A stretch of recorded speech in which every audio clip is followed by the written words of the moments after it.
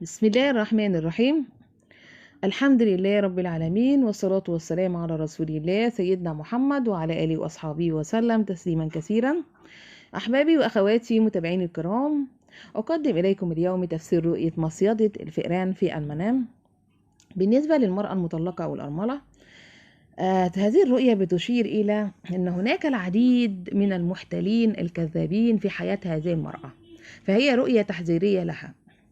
ورؤية الفار الميت في المنام في مصيدة الفئران في منام المطلقة أو الأرملة، هي بتدل الرؤية على هزيمة الأعداء والنصر عليهم، والتفرقة بين من هو العدو في حياتها والصديق. هي تقدر تفرق ما بينهم.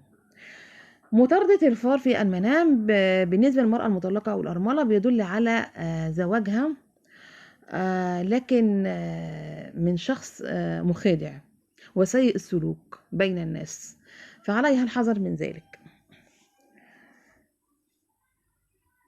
بالنسبة للبنت العزباء، فإن رؤيتها لمصيدة الفئران في المنام،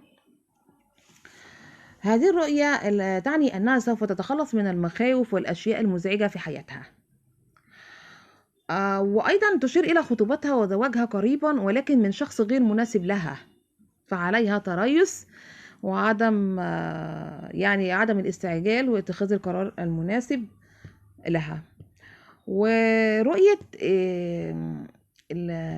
محاولة صيد الفار في المنام للعزباء، يعني أن هناك شخص بيتربص بها ويشاهدها ويتابع أخبارها.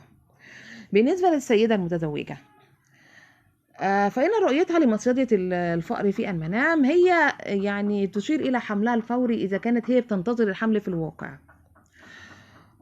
وأيضا الرؤية تعني رؤية صيد الفأر واللعب معه في الحلم المتزوجة بيدل على إنها شخصية منافقة.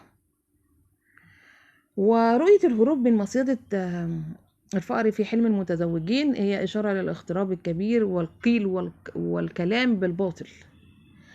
بالنسبة للحامل، فإن رؤية المصيدة الفئران أو قتل الفأر في منام الحامل بيدل على أنها ستواجه مشاكل وصعوبات أثناء الولادة. محاولة الإمساك بعدد كبير من الفئران المزعجة في حلم الحامل بأنها تشير الرؤية بأن حالتها النفسية سيئة جدا في الواقع. رؤية الفأرة في منام الحامل دليل على أنها ستنجب طفلا يتمتع بصحة جيدة وسيكون له مستقبل عظيم.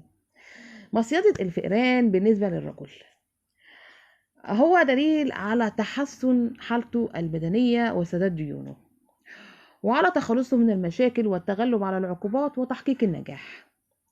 هروب الفأر في حلم الرجل بتشير إلى أنه غير قادر على تحمل مسؤولياته وغير قادر على اتخاذ قرارات مصيرية في حياته.